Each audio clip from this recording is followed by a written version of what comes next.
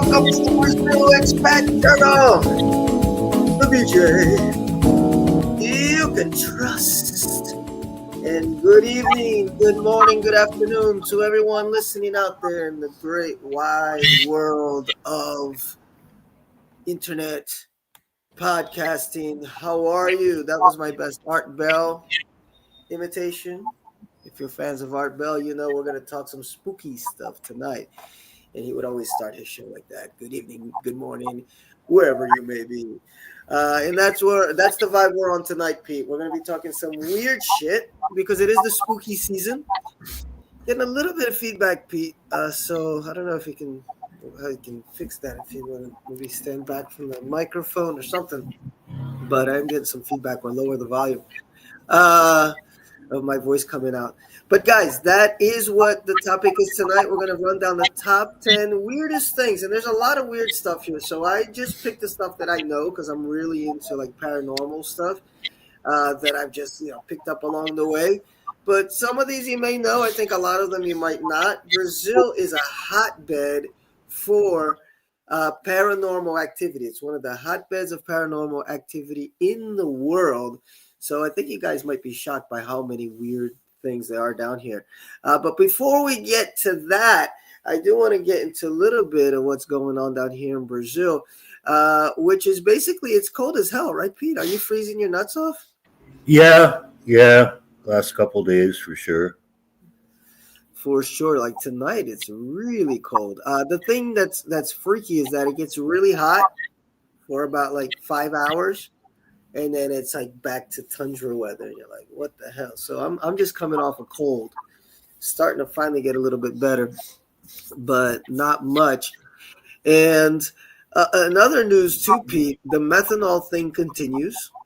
We're still a little bit worried about what to drink. And also I heard on the news that like criminal factions have like grown, in the last however many years, and they're the ones mostly responsible for all this methanol thing going on with all the illegal alcohol coming in and out and stuff like that. So I don't know. Brazil right now is kind of being run. It feels like it's being run on its own. I know the United States is facing a government shutdown right now, but it seems like Brazil's government's been shut down. It's really out of there. Pete, I'm having to put you on mute a little bit when I'm talking, and I'm giving a pause if you want to say something because the feedback is really, really, really strong. So sorry about that, dude, but I may have to do that if I know I'm going to go on a little tangent. But otherwise, I'll try to not mute your mic because I hate doing that. But anyway, that's what's going on today. Okay. But before we get to that, let me tell you a quick story. Pete, today, I went to a McDonald's, like this new McDonald's that opened, because why not? I like to pollute my body every once in a while. So it's near where I work, and I was kind of advised to go there. I was like, it was a suggestion. Hey, there's the McDonald's. Go down there. So I was like, all right, let me go. So I didn't want to take the main avenue because, guys, if you live in São Paulo, and Pete can attest to this, Pete, because I think Pete was jumped like on the side of a highway. You don't want to walk on sides of highways. You want to avoid it as much as possible. I think anywhere in the world, not the safest place to be. So there's this big highway down there. So I'm like, I'm going to go through the inside and see if it's really as close as the people say it is. So not too far, but when I get there, it's like an abandoned gas station, there's an abandoned building, and then there's a McDonald's. And it was like almost totally empty.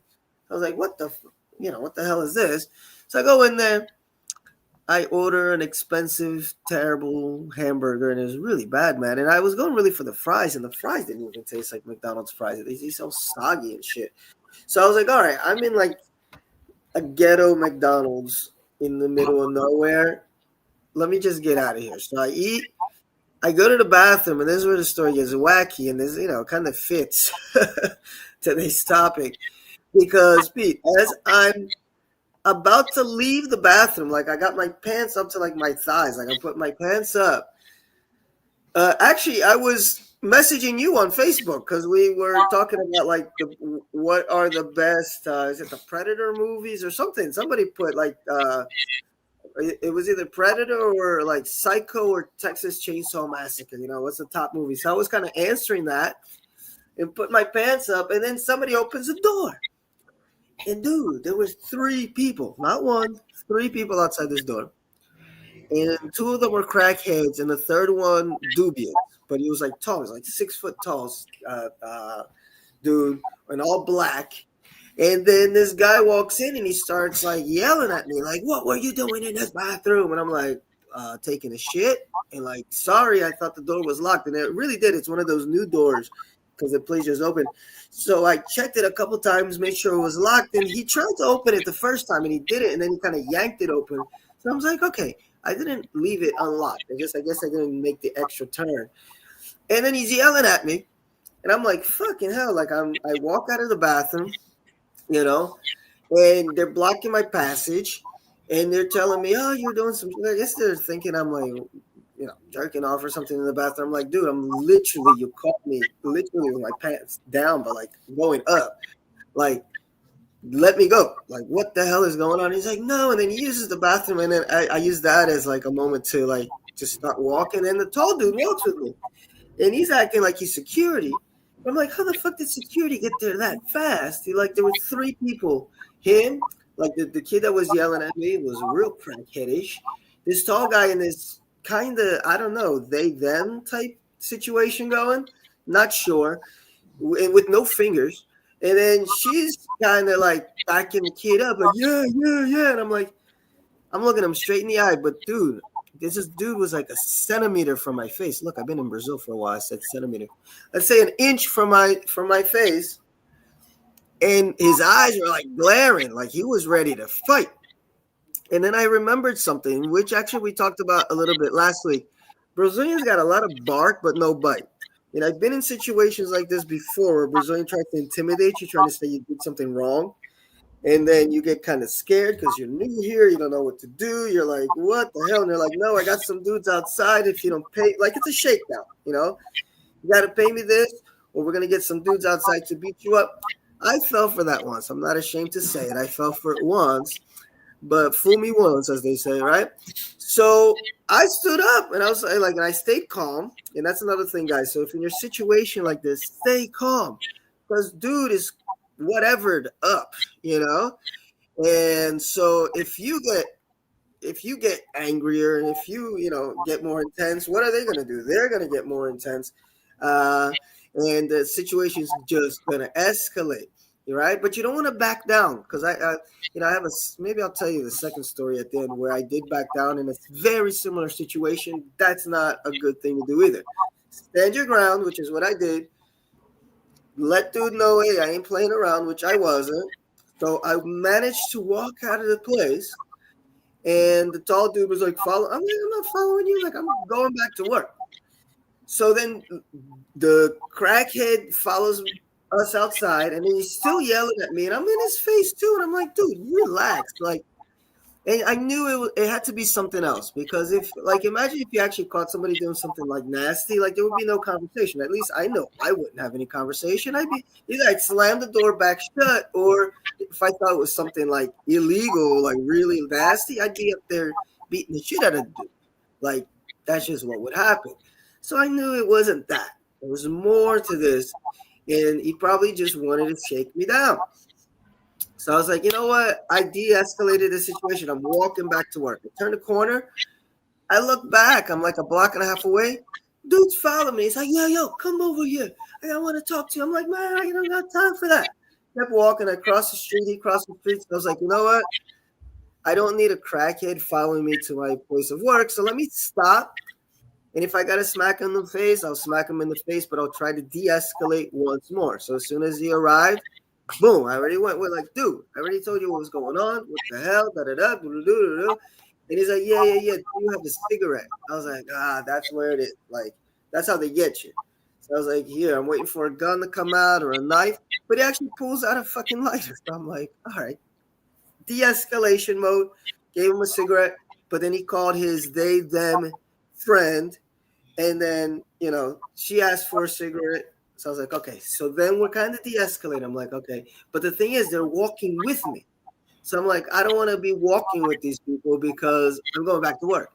So I kind of like stopped to, burn out my cigarette as they walked forward. But just as I got to the corner, I was going to make a left. They decide, because they were asking me along the way, hey, do you have ten bucks so I can buy some weed? Even if it's pics, never take out your phone in situations like this, right? Because they're like, oh, send me a pics. What time is it? Don't let anybody ever ask you for the time on the street. You don't got the time to tell motherfuckers the time. So I was like, no, man, I got no pics. I got no change. I mean, nothing. That's when they get mad. That's when they're like, yeah, well, what were you doing in the bathroom? And I'm going to beat your ass. And I'm like, I ignored it up to like the last point where it's like, he said, this is just a warning. Let me see you here again. I was like, yeah, let me see you here again. I said like that. And then he doubled back and he's like, what'd you say? And I said, next time I'll see you, we'll talk. And I sent a little heart out. And that's it. And then I went back to work. But dude, I'm telling this story, one, because it's wacky. And that's like, we talk about this so much on the Brazil Expat Journal. Brazil is like heaven. And then boom, it can like flip like that. Because that situation could have gotten really ugly really fast. If anybody there was armed. Because, dude, at first I was like, what, maybe like he did pull the door by mistake. But I'm like, there were 3 motherfuckers there like at once. Like, what the hell's going on? So I felt it was a shakedown, but you got to stand your ground. You got to look people straight in the eye because they don't like that. Like, I was looking at motherfuckers straight in the eye, and they got no leg to stand on. And one thing that is, these little street rats, these kind of crackhead types is just to scare you because they are scary. It's like The Walking Dead a little bit, So you do kind of get a little shook, but then you realize it's like it's a shell of a person, One, if it had to come to physical, element, I would have beat the crap out of him because I'm stronger than he is. I could probably take down both of them. I don't know about the 6-foot dude, but I can run too. But I didn't want it to come to that because that's never a good thing. You never want to get in a violent situation on the street anywhere, but especially not in Brazil because they may have knives, they may have whatever. They may just have diseases, they'll scratch you up and you'll gangrene all over. So de-escalation, guys, is always cool, but also just be prepared for sometimes you don't know what it is. Like, I'm guessing that was a shakedown, but I don't know because it was just weird. So I'm like, and sometimes you just kind of have to, like, that's another thing we said last week on the show, just kind of go with it and see where this plot is going and just be aware that, look for signs where, okay, this situation may get really tense. Maybe I got to get out of here. Maybe I do got to run. Maybe I got to go to a place where there's more people. Whatever it is, you need to do all these assessments at once and just kind of stay cool. So that's my story to begin the show. that was today before coming home. And I want to thank people that have joined the show. El Camelo. I don't know how El Camelo. How you doing, man? Welcome back to the show. Tonight we're talking spooky stuff. Pete, I talked quite a bit there. Anything spooky ever happened to you here in Brazil, or you've been clean slated? Well, only situations like the one you just described. Crime type situations. Nothing of the supernatural variety. I've had 2 that were really weird. One, I don't know if people remember, and it actually made the news in the U.S. and made the news here in Brazil. About 6 or 7 years ago, for some reason, a lot of people were saying that there was these sounds of horns in the sky, like trumpets, like just a sound, and you can go like not like some weird like Alex Jones, whatever, deep web stuff, like ABC News in Philadelphia. So, hundreds of people called the fire department tonight because they thought they heard an explosion and this sound in the sky. And then there's one here. What's up, life is? Hello. He said there. Oh, he said hello, Philippine. And it was all over the world. And it actually made the news down here too, where a bunch of people, called the fire department. Like, what's that noise? And I heard it. I was outside my house. Back when I used to live before there was Metro Butantã, I used to live right by the edge there of Pinheiros and Butantã. And I was just outside talking, all of a sudden I heard this, and you could tell it was something different. It wasn't a jet. It wasn't noise from the avenue. It was just a weird trumpet sound. I ran to get my phone or like try to record it, and of course it was gone. And then the other time was I even recorded it. I have a recording of it on my YouTube channel of these strange lights in the sky. But it's like one of those phones from 15 years ago, so it's like the worst recording. I'm really mad because I used to have a Facebook that got deactivated, and on there I had blown up these two pictures that I had taken. I just took a picture, and it looked like this triangular object. It was like green, blue, and stuff like that. Bizarre. And in that video, you can see the lights kind of moving in weird, these red lights, and you hear a strange like sound in it. So yeah, I'm full of weird shit, guys. Full of weird shit. So you can tell I'm into this topic because I like the strange stuff. So let's get right to it. Let's get spooky. And next week, Pete, I'm thinking about doing more folklore. There's a lot of monsters. Actually, there's a Netflix show that kind of goes into like the Brazilian folklore monsters and stuff. I gotta watch that. It's like, what is it called? Qual o nome daquele show lá do Netflix? Sobre os folclóricos. Cidade Invisível, Invisible City. So I might check that out actually this weekend. Why not? I don't think I'm doing anything.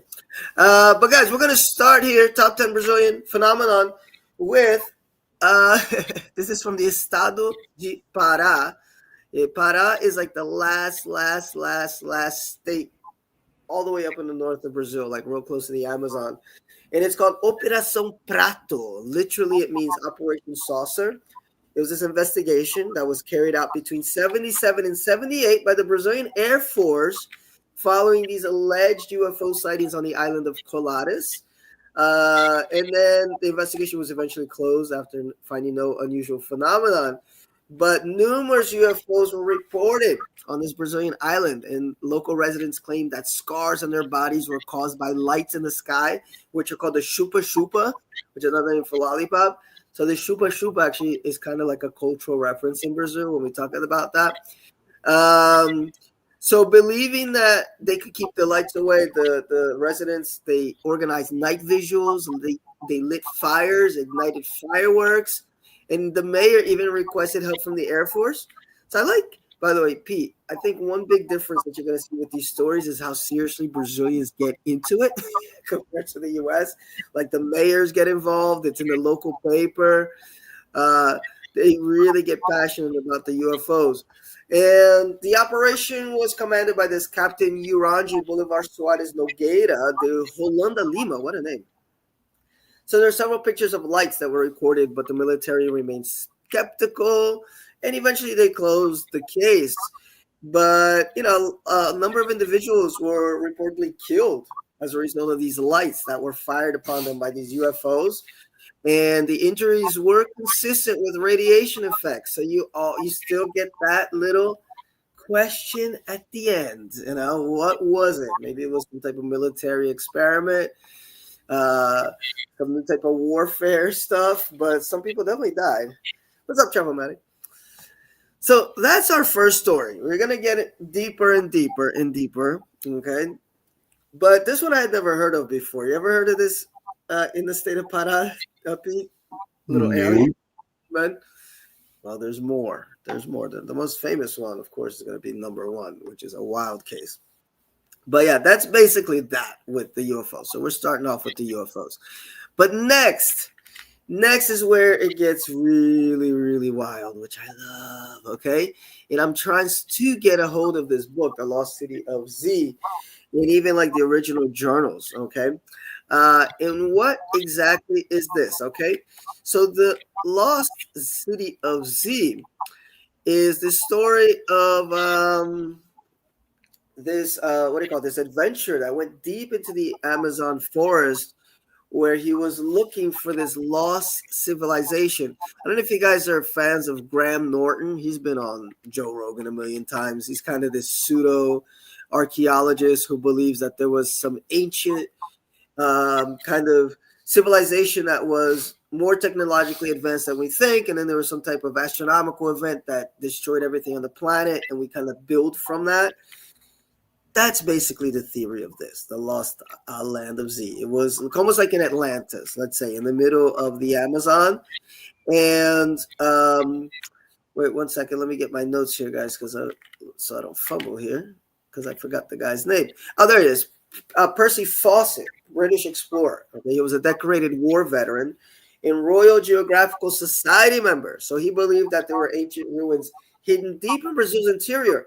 And now, speaking of Mr. Graham, he does have a Netflix show, and the first episode is set in Brazil, where he said that one of the benefits, if you want to put it that way, of having so much deforestation in the Amazon is that now you're able to see like these roads and these lines and the stuff that looks kind of geometrical, which makes you believe that there was some type of ancient civilization under the Amazon. So Percy Fawcett, he nicknamed it Z, okay, claiming he found references to lost civilizations predating South American cultures.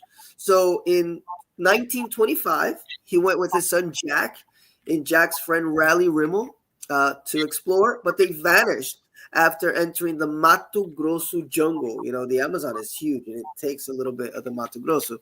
So the last letter described a land of great promise, then silence. Dozens of rescue missions followed. Some found abandoned camps, others vanished themselves.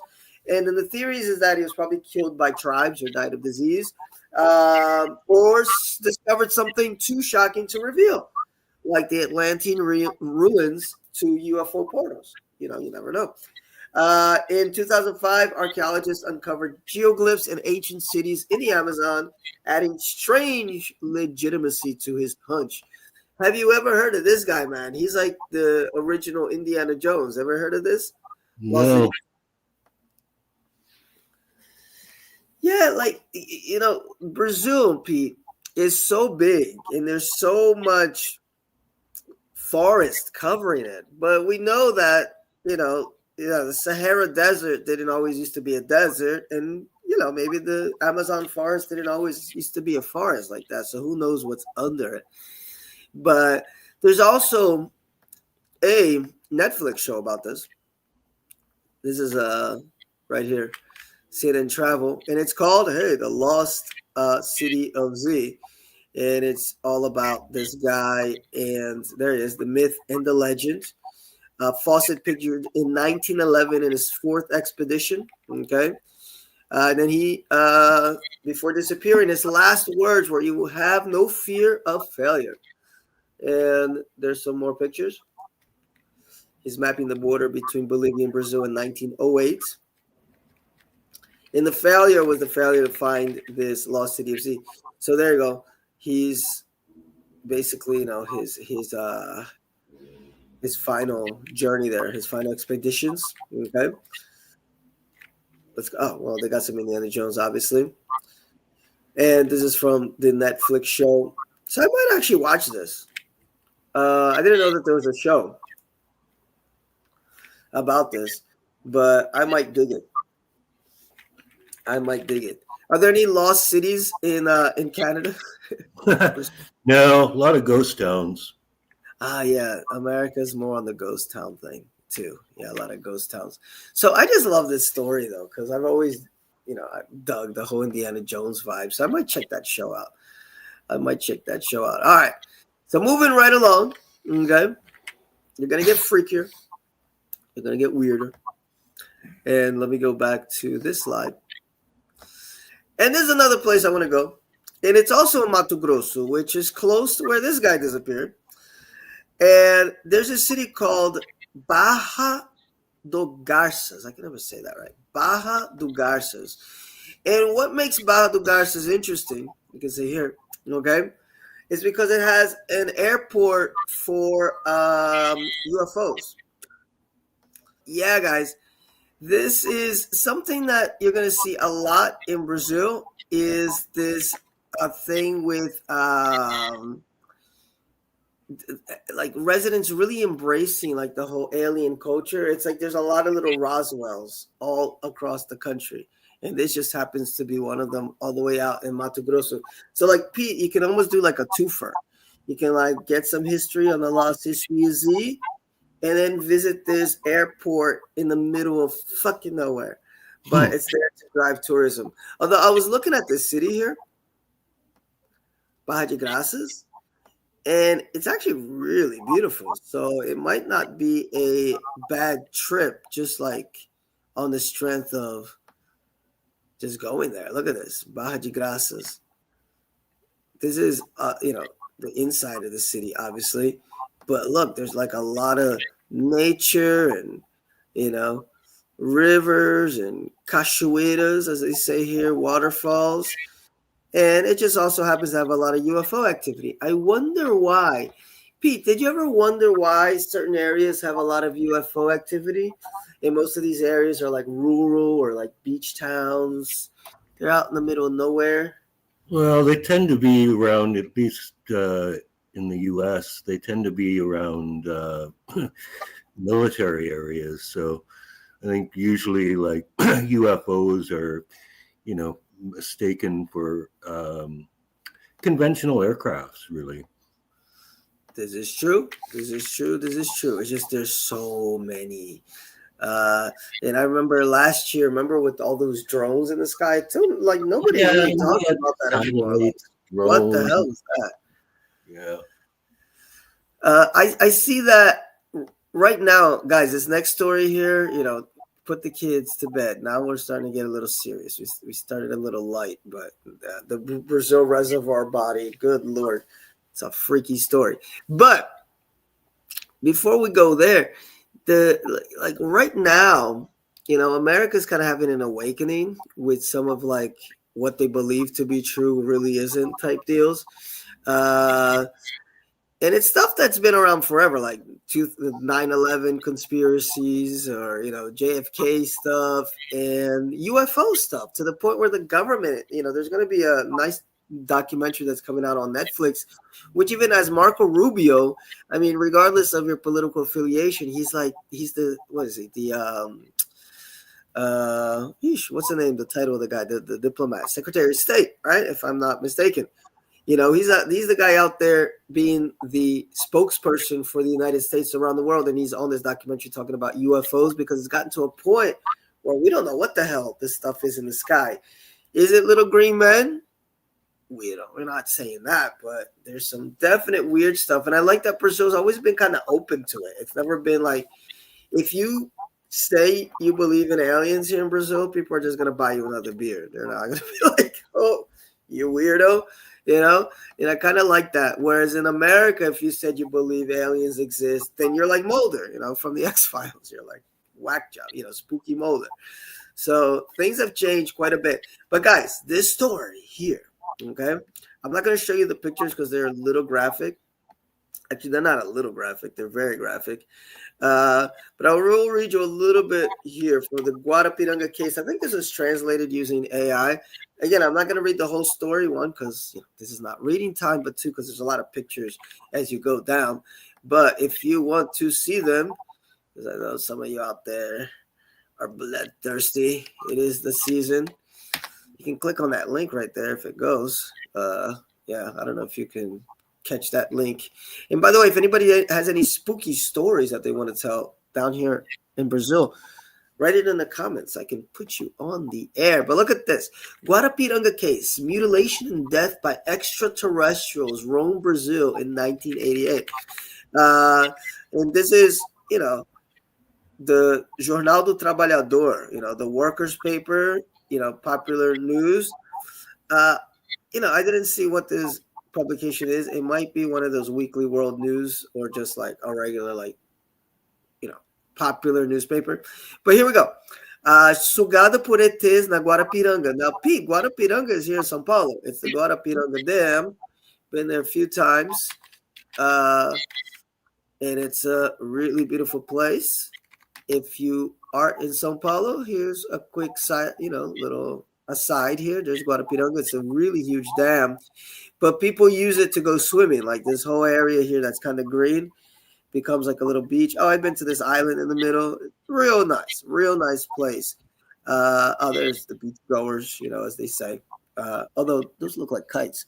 But in either case, that's Guarapiranga. It's about an hour from where Pete and I is. Well, maybe an hour and a half from where Pete and I are. So that's where this incident occurred. Uh, and it says Guarapiranga case: mutilation and death by extraterrestrials haunted Brazil in 1988. September was one of the most significant months in Brazil's recent history. This was because in those days the new Brazilian constitution was approved. Okay, blah blah blah. And it was in this atmosphere of festivity and euphoria that retiree Joaquim Sebastião Gonçalves, 53 years old, decided to take a day to fish in the Billings Dam. Okay, Billings is right close to Guarapiranga. It's one of the other dams. A large water reservoir located in the south zone of São Paulo. So on the morning of September 25th, a Sunday, he got up early. He drank a hearty breakfast, that's very Brazilian, and gathered his fishing gear. He also put a snack in his bag. He intended to spend the whole day fishing. He was going alone, as usual, and would return around dusk. This place was close to his home. Okay. Anyway, so see, that's where it starts to get graphic. The pictures in the Grajaú neighborhood. He took a bus. Okay, he got off the bus. This is a very Brazilian story, but I get to the point. There alone, he stripped off his clothes, folded everything. He swam about 80 meters to the other side of the dam. But then he saw some vegetation. Upon arriving, he placed his belongings in the corner, prepared to hook, but he never came back. And I'm going to stop sharing because 2 days later, one of the neighborhood boys was hunting birds with a slingshot when he noticed a group of vultures, quite agitated. Frightened, they ran to the village and warned the other residents.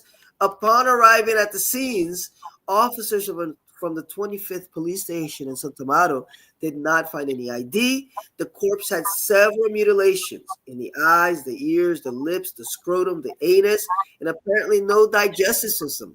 To make matters worse, the wounds and the mutilations appear to have been cauterized, So let me put this back here so you can kind of get an idea what we're talking about. And to give you context, guys, there's this whole conspiracy thing in the U.S. and actually around the world, which is cattle mutilation. And basically, it's what they're describing here. It's these farmers wake up in the morning and they'll see their cow lying dead on the ground, but it'll have these surgical type wounds on it and like organs are removed. And it's not like it's kind of surgical precision. So it's not like they were attacked by wolves or anything like that. And it's a great big mystery. Like nobody knows what it is. Linda Moulton Howe has made like a career out of it, writing about it. Go ahead, Pete. Nothing. Okay. So we got, so he was totally mutilated. Despite the bizarre scene, the body was taken. Weeks later, the family was found. The body was Joaquin's. So the conclusion is that Joaquin had mixed alcohol and medicine, suffered a sudden illness, fallen in the middle of the forest with no one to help, was left at the mercy of rats and birds of prey to be devoured. However, unlike the conclusion given to the police, the report from the São Paulo IML showed that the death did not appear to be from that. Okay, so according to that, it said that the modus operandi is suggestive of incisions and soft tissue in natural orifice using aspiration. That means that some type of medical instrument was used. So the skin and other soft tissues were removed with precise surgical cuts. And there was cauterization, meaning there was no bleeding, and the toxicological examination did not detect any trace of alcohol or toxic substances in the body. So, the deal is, around this time, Pete, you've seen that movie Central Station, yeah, with Fernando Montenegro. Yes. There's a scene in there where the boy is almost kind of kidnapped by these folks that sell organs and shit like that. So that was a real thing in Brazil, like for a little bit in the 90s. They even made this horrible movie, Turistas. Have you ever seen Turistas? No, I have not. You should, because it's so bad it's good.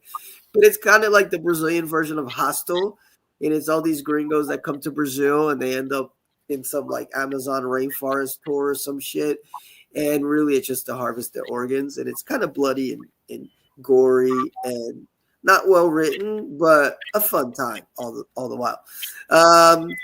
And so it's possible that it could have been this. But like these circular perforations that you see on this little picture, like the little doll on the left, they're like 4 centimeters in diameter. They were all uniform. They were made with these sharp instruments. So you're like, if you're gonna take somebody's, the scrotum was removed, the penis was stretched out, the anal orifice was removed with incisions of approximately 15 centimeters. You know, it's like what people would be able to do this almost in the dark, and why, if they're gonna harvest his organs, drug them and like take them somewhere. I don't know, Pete. Kind of a freaky story. Uh, I don't know. I don't know what to make of this one. I don't know. What's your take on this story, other than it's nasty? Yeah, I think he probably died of natural causes, and yeah, the animals got to him. Yeah, Pete. But if you see these pictures, man, I don't know. I don't know any animals that do that. Let me see if I can send you the link. I'll say. Well, I don't know, dude. Yeah, I'll send you the link here. It looks like he was burnt. Doesn't look like rat bites. I'll send it to you on WhatsApp, the link, and you take a look at it. You'll see some of the pictures there. Wait up, it's coming. Yeah, I don't want to share the pictures because they're kind of gruesome. But if you click the link and just keep scrolling down, you're going to see some of the pictures there. And then you tell me what you think. Like this one, you can see it's kind of blurred out because it's way too graphic.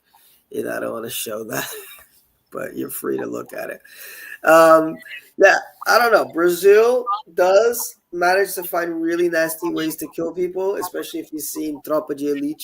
Some of those torture techniques from the favela are pretty wild. But this doesn't look like it's something natural. I don't know. But who knows what it is? Who knows what it is? Now, speaking of something not so natural, okay? Now, when I was doing like a little research on this next topic here, the lobizomi, I got really scared, man, because it brought back memories from when I was a kid. My mom was kind of wacky. I mean, in the best way possible. Love you, mom. But she was wacky in the sense that she believed a lot of like legends and folkloric stuff, which is common among Brazilian moms, regardless of whether they're Christian or not Christian. And one of the things she really believed in apparently was this lobisomem, because I have very, very, very clear memories as a little boy in Brazil. We hadn't immigrated yet, so it had to have been like 4 or 5, of her putting garlic and metal keys under my bed. And the garlic, and she would say it's to ward off vampires and lobisomies. And notice I keep saying lobisomies and not werewolves because they're a little bit different. So I'm going to use the Brazilian term lobisomi. And yeah, like I wonder why I'm so fucked up. Like, go to sleep, my beautiful child, and don't let the vampires and lobisomies, tear your heart out. But when I had forgotten this lobisomi, I kind of like blocked it out of my memory, thinking that it was kind of just like a werewolf, but it's not really.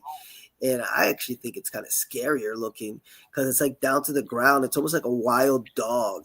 But I'm looking here at Mythos, the Brazil. There are many versions of how you become a lobisomi. Actually, great movie. I keep bringing up movies, but Good Manners that has a lobisomi story in it. But they vary, There's a lot of this, almost like the Jersey Devil up in the States. The seventh child in the sequence of the same sex, it'll become a lobisomi, blah, blah, blah.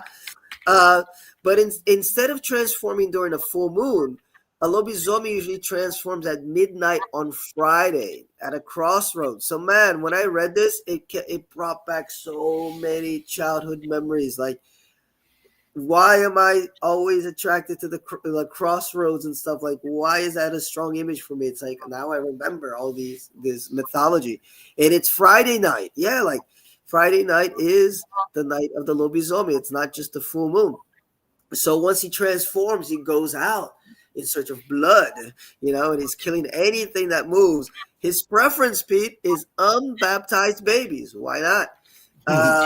So you got to baptize those kids young. Okay, so before dawn, he looks for the same crossroads to become a man again. So it's kind of got that, what's his name? Robert Johnson. Oh, there you go. Somebody, look, Pete, somebody just saw the link there that I said, holy fuck. God, thank God I have a strong stomach.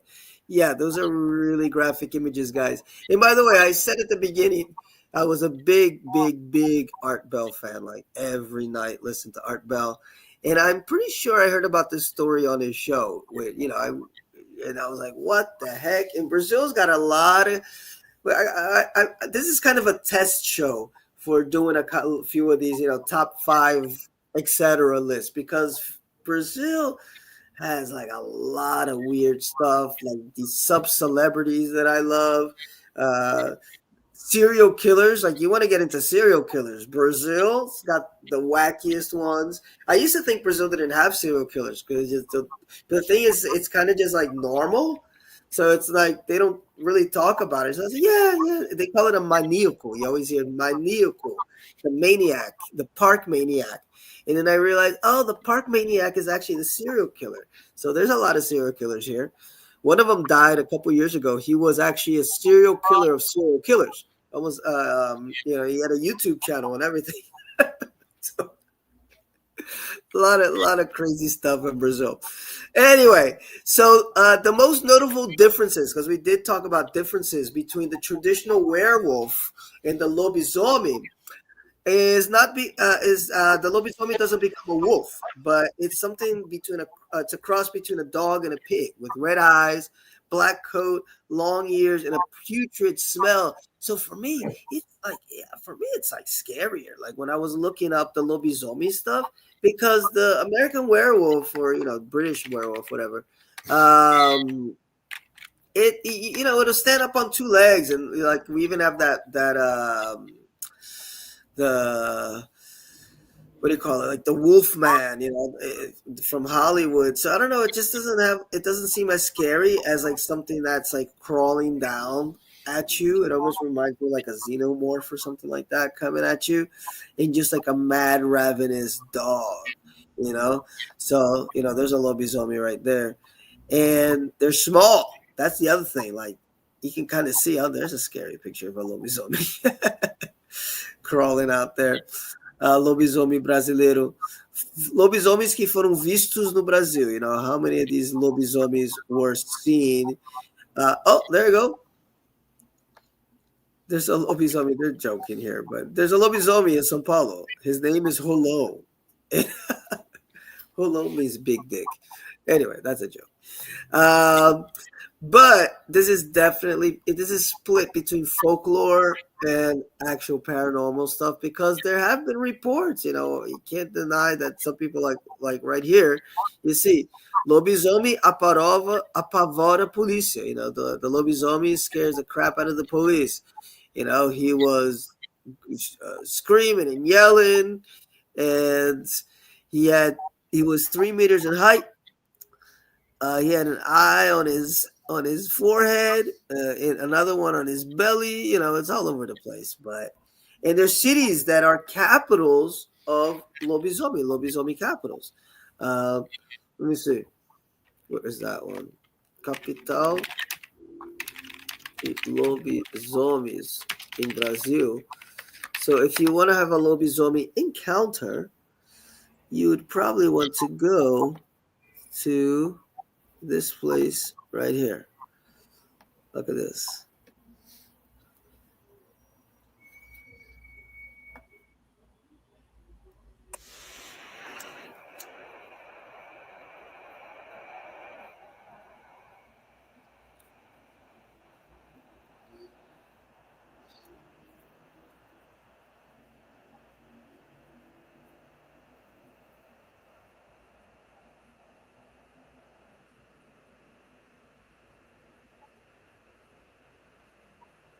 It's a beautiful city, but just be careful with those werewolves. And somebody here was an expat that traveled there. She went to Joanópolis. So this is the photo out of the window in the middle of Joanópolis. Okay, the headquarters of our rented house. Joanópolis is known for two things. Okay, first one is the minor fame, is that it's absolutely chock au block with Fuscas. Okay, the VW Beetles. But the second thing is the worldwide capital of the lobisomes or werewolf. Yes, this cute little town has had 12,000 reports of werewolf sightings. Okay.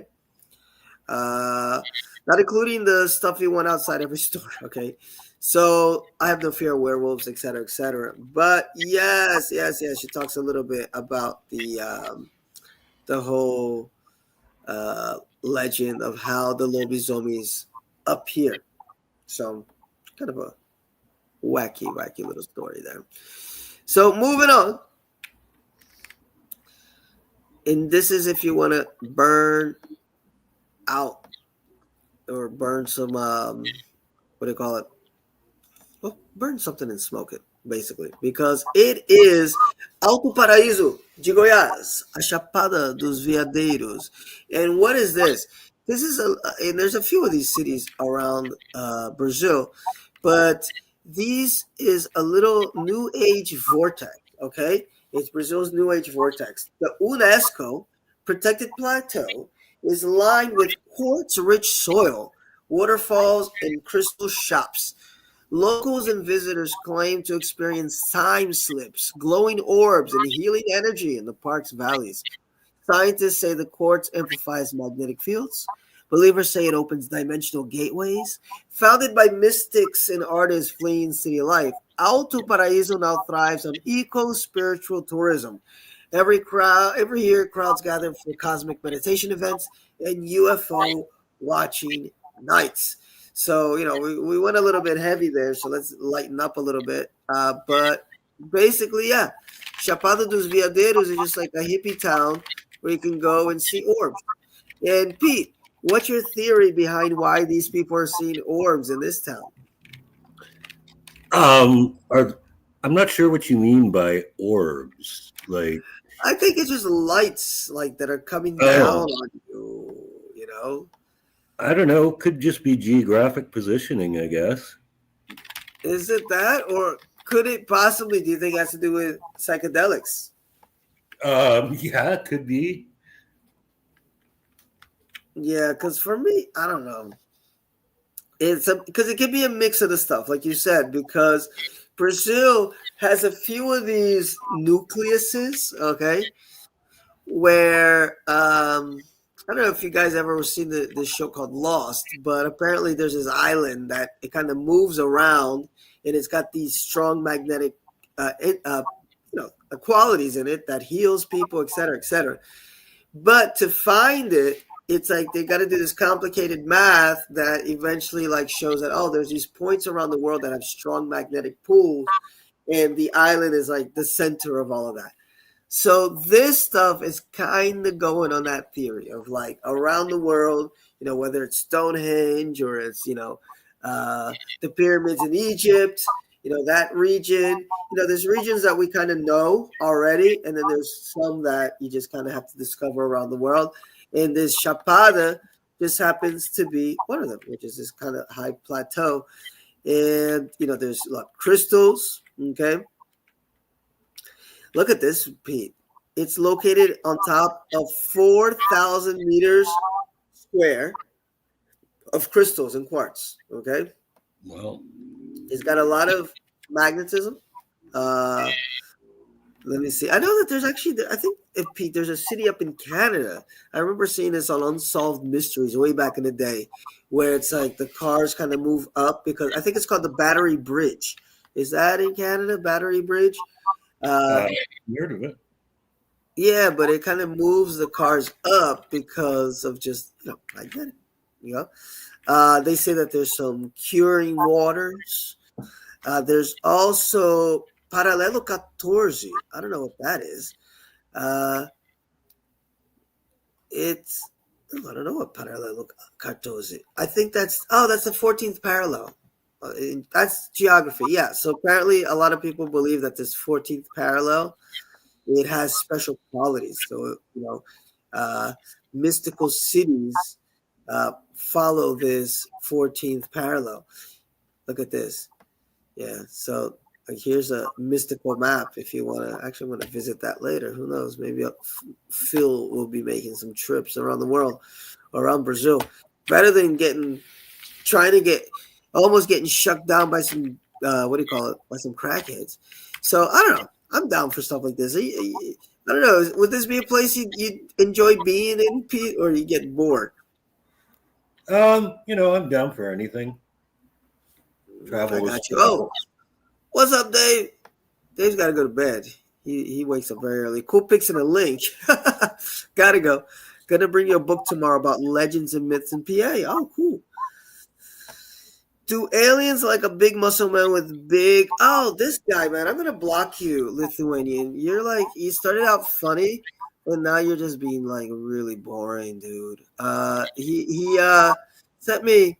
Here you go. Let's put him out there, Pete. Let's put him out there. Wait up. Where is he? This is from last week. Look at this guy. He thinks he's like such. He's so funny. Oh, did he erase it? Oh no. But anyway, he said he's like this big, strong man who enjoys gay sex and transsexuals or something like that. And I was like, cool. Oh, there you go. There you go. Oh, you was commenting on this video that I posted here. So your wife, I'm a Lithuanian gay man, and I like gay men and transgender women who have not had the surgery downstairs. In your country, do you see many transgender women? Yes, we do. Do you have fun with them? Not my cup of tea, but nothing against it. I might have gotten close once. And then he's like, when I come to Brazil, we need to meet. Brother, we need to do nothing of the sort. Okay? I hope you're not scared of an aggressive muscle man. I'm not really. I mean, I kind of think it's funny. I am honest and always tell people I'm very aggressive and it might hurt. It did not hurt me. I am fine, Lithuanian. Some people like the pain. I'm not into the pain, dude. I'm not into the pain. I'll pass. But there's a lot of gay clubs down here, Mr. Lithuanian, who would love you. A lot of gay clubs, a lot of gay men that would love you. I can send you some links somehow. I'm not giving you my personal information. Hell no. But, we'll figure out some way to put something here to let you know, look, these are some of the clubs you want to go to. The leather scene down here is hardcore. Not my scene.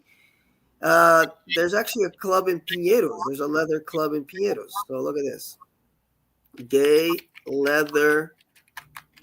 I went there by mistake one night, Pete. Worst experience of my life. Although I'm sure it would have been worse for you. Oh, I guess, yeah. Is it Shelter?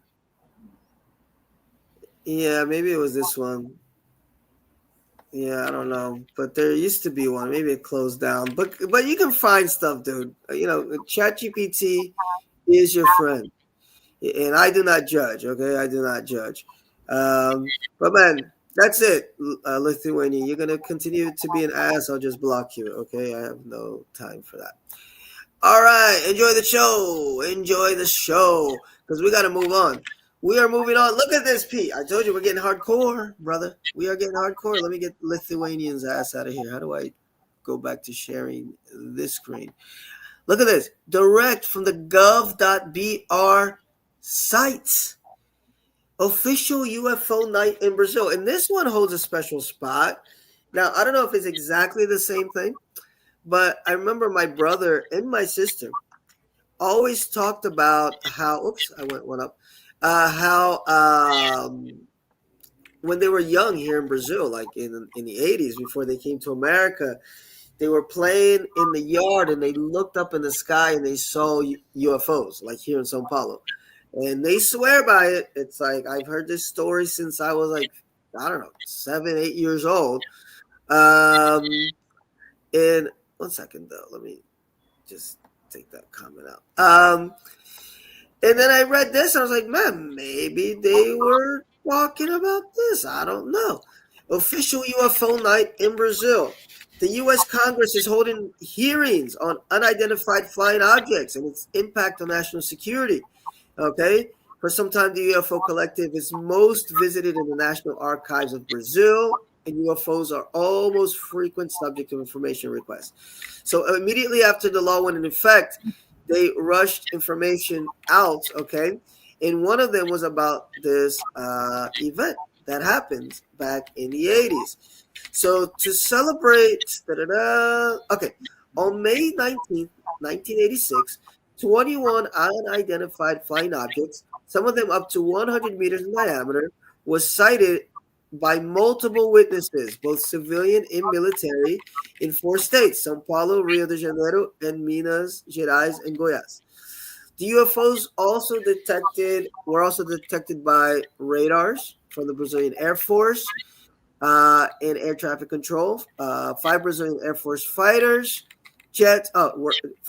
fighter jets were activated by the Air Defense Operational Center to intercept the alleged invaders. Sometimes the pilots had visual contacts with the targets, but the radars did not register anything. Other times, vice versa.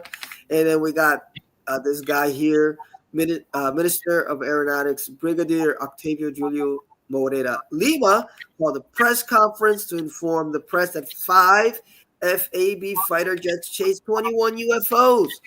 So, dude, it's like they went official with this. At the end of the press conference, which was attended by five pilots and the flight controllers, they said that they were on duty, declared that the episode would be investigated, and that within 30 days he would publish a complete dossier.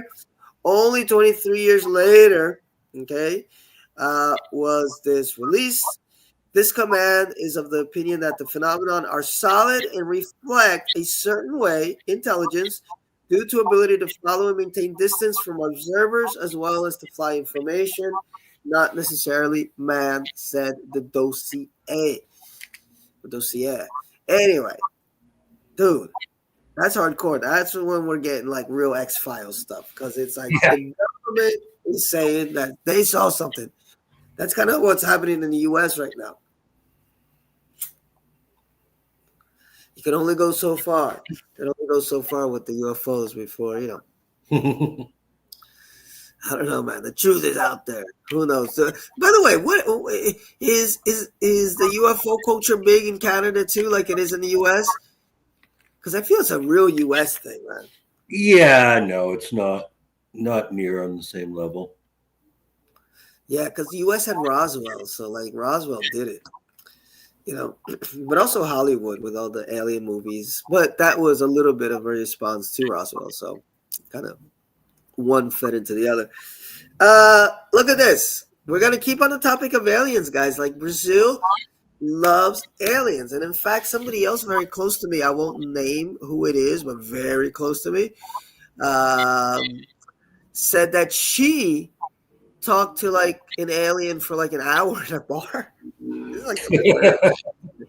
He was one of those Norwegian aliens because they have the different types. They have like the little grays, they have the reptilians, and apparently there's these Nordic whites, they call them. They're these tall, kind of blonde-haired aliens, kind of hot, And I'm like, whatever, dude. I might have spoken to a lot of aliens in Brazil too. I might have. I might be one myself. Who the fuck knows? Look at this. But I've been to the city, Peruíbe. I got pictures. I've been there. Gorgeous little city, beach city. And this is from the prefeitura, which is, what's the prefeitura in Portuguese? In English, I mean, the city hall. Peruíbe City Hall, their site, official site. And it says Peruíbe is a pioneer in the exploration of ufological tourism in the country and Latin America. So they're like the best at this. They're very proud of it. And I'm here for it. Like, I'm so happy. Like, I'm down with them celebrating the fact that there's a lot of UFO sightings in these mountains. Like, people believe that a lot of aliens, like there's a military base in these mountains, and there's a lot of sightings there.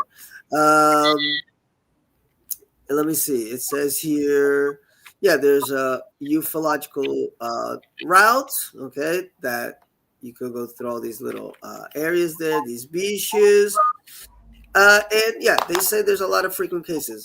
We don't know the reason why UFOs are attracted to the region or the city, but they think that it's because the soil is rich in minerals, and there's a lot of diversity, biological diversity. And it's very common to hear stories about ships close to the ocean. Like we're talking about something that happened in 2009, where a lot of people saw lights flashlights coming out of the skies, and just a little city with a lot of aliens. Peruibe is gorgeous, man. Let me see if I can see. Really cute little city. Speaking of cities outside of Brazil or outside of Sao Paulo, although this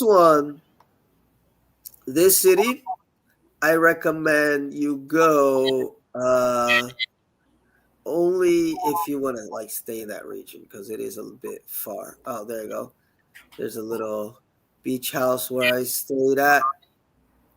Well, not where I stayed at, but where we were close to at the beach, and looking out through some rocks. Guys, these pictures are like 461 weeks ago, but the pictures were taken even before then, so not the best quality here.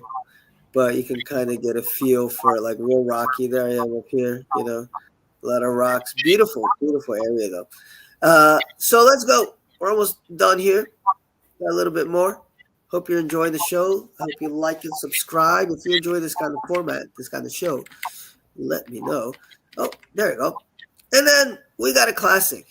We got one of the most classic. Pete, do you know who Bilu is? No. Oh, Pete, man. This is like not knowing who like Bozo the Clown is. It's like this is such a big part of Brazilian history. And I'm glad I was here for it. And I actually, speaking of people close to me, I actually have another person very, very close to me who was involved with this group. Just give me a second here. I got so many tabs open. I'm just trying to get to the right tab. There it is. All right. So Bilu was a creation by these people that were from this kind of esoteric group, the Ziggurats. They're called the Ziggurats.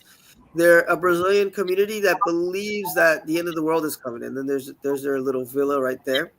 Also in Mato Grosso, guys, in Goiás, Mato Grosso, you got to go to those areas to get all the wacky stuff here. And São Paulo, of course. But yeah, they went there to Mato Grosso.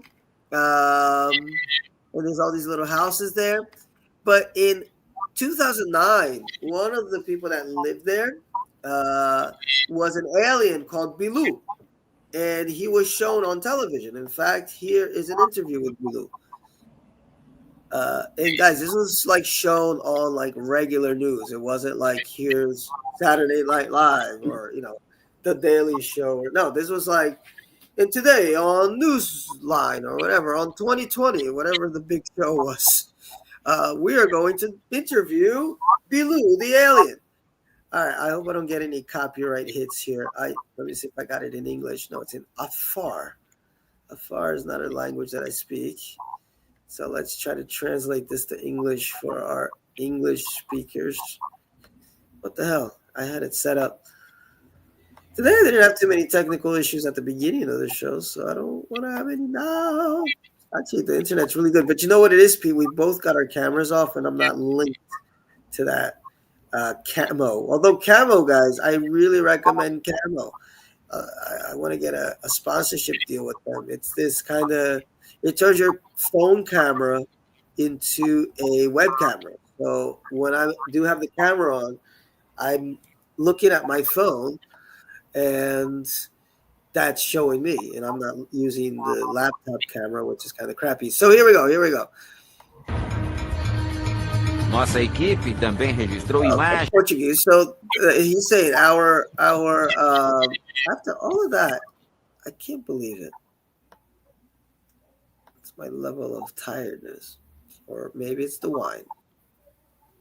Probably a combination. There you go. English. All right. So his team recorded what? Do suposto alienígena. There you go. É noite. It's night. No escuro, ouvimos o que seria a voz de Bilu. Sim, Bilu. Desligar o rádio? Tá, vou desligar. All right, so Bilu the alien, Pete, he's telling him to turn off the radio, okay? So then the group asked for a signal, from this Bilu. Here we go. Dá sinalzinho de luz. Oh, there you go. Agora está vendo. You can see him, man. There he is. All right. So the cameraman shows the moment when Bilou, he jumps at the camera. Again, guys, if you were here at this time, 2010, like this will bring back so many crazy memories because this is all people talked about in 2010 is this fucking Bilou alien. Em que Bilu dá salto para a frente. Da cabeça, né? There you go. Oh! Várias vezes, os integrantes do projeto pedem que a nossa equipe não ligue qualquer tipo de iluminação. I wonder why they don't want any type of light on the guy. In the Projeto is this Projeto Portal. We'll get to that in a minute. But this, guys, what he's about to say was like stamped on T-shirts. It was like almost like the little happy sign, don't worry, be happy. Like it was that popular. People would say what Bilou's about to say because they're going to ask him if he's got any news for humanity, any information. Você vai conseguir acender a luz, Bilu? Apaga a tua. Here we go. Bilu diz que quer dar recado. Qual a sua mensagem para a Terra, Bilu? Apenas que busque conhecimento. Por dar Did you get that message, Pete? I'll play it again. recado. Qual a sua mensagem para a Terra, Bilu?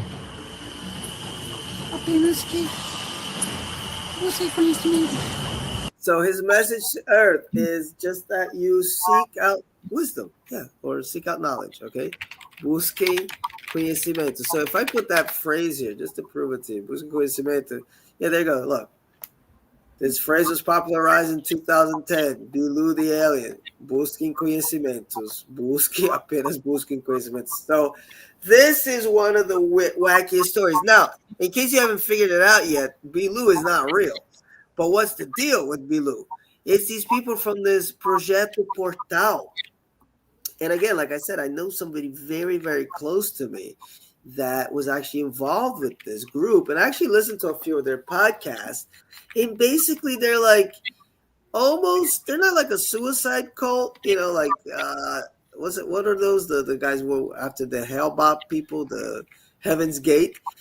But in a way, it's like, yes, it's like that minus the suicide part, because they all believe that when this alien arrives, then it's gonna be like the end of the earth. And they got all these scriptures and whatever, to prove that what they said is real. And o Bilu disse para buscar conhecimento. So they're like, seek out knowledge, and live out with these people in this little vision. Man, this is a long, long article. I'm not going to go through all of this. But yeah, guys, if you want to really connect with some Brazilians, just out of the blue, tell them, apenas busquem conhecimento. They're going to crack up. Unless they're like really, really young. If they're like 30 and above, 25 and above, they'll know exactly what the fuck you mean. It'll trigger them. But Projeto Portal, I believe, still exists. There it is. Projeto Pegasus. And Antonio Carlos Tanuri. Yeah. So I had a friend that went here, and she said something went inside her. I mean, a light or something. Nothing like that. So some light went inside of her when she was lying down. But again, I don't know if it's because they're like taking some hallucinogenics. Yeah, seres de energia pura. So here, orbs. Remember these became popular after a while. People would take pictures and all these little watermarks would show up, and they thought it was like angels or energy stuff. It's funny, we don't see them anymore after the cameras got better. And here you go. This is a whole site for just if you want to see, Bilou and how he disappeared. So apparently, this is a picture of Bilou. Good Lord. There it is, and he kind of disappeared. Yeah, there you go. He slowly went off frame and disappeared. Good Lord. I love Brazil. I love this place too much. And look at this. This is actually like how their houses are. Yeah. This will make you forget that, you might get jacked by some crackheads leaving a McDonald's. And then, of course, number one, in case you've been keeping count, is the greatest of them all. It's the Virginia incident, man, which puts Roswell to shame. Like, good Lord, somebody's got to make a fucking movie about Virginia. He even inspired one of the early shoot 'em up games. I didn't know this. I discovered this as I was doing the research for this show. And oh, now I have a bunch of Leatherman stuff here. Ugh. Watch now on my Instagram. I'm just gonna see like leather shit. No, and I mean that in the nicest way, guys. What am I trying to do? I had the thing open here, and I guess I closed it by mistake. Oh, it must have been one of those YouTube pages that I closed by mistake. Look at this, Pete. This is like an early 1996.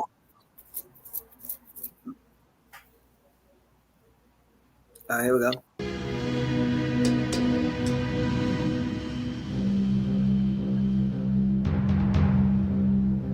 So, this is the airplane. Jamboque Azul. Aqui é Romeu Índia. Romeu Índia. Jamboque Azul na escuta. Prossiga. So they're just, doing pilot talk, move on, da-da-da. And then, out of the blue, they see a UFO. Confirme. É OVNI. It's an OVNI. In Brazil, they call it UFO OVNI. Objeto voador não identificado. Literally, a flying object that's not identified. So, same thing. So then the damn ship crashes to the ground, and then you have the video game. It's a Daichi Virginia. I gotta find this game and play it, man. And then you're like, it's a first-person shooter, and you gotta like shoot down these aliens, and then at some point you gotta shoot down some military folks that come and try to get you. Oh, there's a little guy. Yeah. And then, yeah, I definitely got to find this game and play it. There's got to be some, what do you call those, modules or whatever, simulators. It's like Doom. So, yeah. So what is this? What happens, okay, in the Virginia? This is a city in Minas Gerais you can visit, okay? So in January 1996, 3 young women in Virginia spot a creature crouched by a concrete wall, brown skin and red eyes, and a strong smell of sulfur. Sounds a little demonic to me. Police and military vehicles flood the area within hours. Witnesses claim the army captured the beings and transported bodies to local hospitals. A soldier allegedly died later from mysterious infections. Locals also report a crashed object and dead livestock in nearby fields. Official investigations dismissed the creatures as a mud-covered homeless man, and the army's presence was a routine vehicle patrol. Ufologists call it Brazil's definitive UFO encounter, complete with cover-up, eyewitness consistency, and pop culture afterlife. Today, Virginia hosts an ET-shaped water tower, an annual ET festival. Themes: crash retrieval, government denial, collective myth-making. There's a whole lot going on. Guys, if you want to listen to some cool podcasts, like for real, go and like click the Virginia ET story, because there's like hours and hours and hours and stuff like that. And like they turned one of their water towers in the city into a UFO, UFO flying saucer. And here they also have a little bit of the story, okay? And yeah, it's long. I can't get into the whole thing. It's like almost like Roswell. You spend a whole 2 hours detailing all of Roswell, but I love it. I think it's so cool that Brazil has so many weird stories like this, and especially the ones involving UFOs, and they're open to it, which I think is like the coolest thing. And what do you think, Pete? Did I drive you nuts tonight? What the heck? No, it's fine. Yes. Yeah. A lot of weird stuff down here, guys. So this shows a little bit to kind of lighten the mood a little bit while the world goes through all the stuff that it goes through. And there's a chance, Pete, that if the aliens do come down, they'll come down to Brazil. Why not? There's always a barbecue down here. Yeah, true. Anyway, guys, that's about it. for tonight. Anything you recommend watching this weekend, Pete? Not really, no. But for the Halloween season, Oh, I don't know. I mean, the usual classics, right? you just saw Psycho. No, not recently. I watched that as part of my Alfred Hitchcock marathon. Okay, I thought you had just watched it. All right, Yeah, guys. no, recent for Brazilian horror, actually. Some things to watch would be there's a movie I believe called The Cannibal Club, which is really disturbing. Actually, it's one of a number of gastronomy themed Brazilian horror movies. Another good one, yeah, The Cannibal Club. It's just about these like wealthy Brazilians who eat people for like a hobby. And there's another pretty good one. It's about a hostage situation in a restaurant, but it gets really dark. Called, I believe it's called Friendly Beast. It's the English one. Beast. Mm-hmm. I think I've heard of this movie. Eduardo said he's seen this. I don't think it's this movie, right? Movie. This one is Friendly Beast. Okay. This one, Pete?